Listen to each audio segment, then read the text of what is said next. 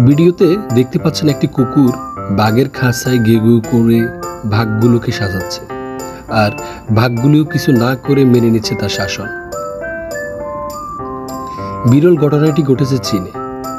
একটি মা ভাগ 6টি শাবক জন্ম দিয়ে ওখান থেকে চলে যায়।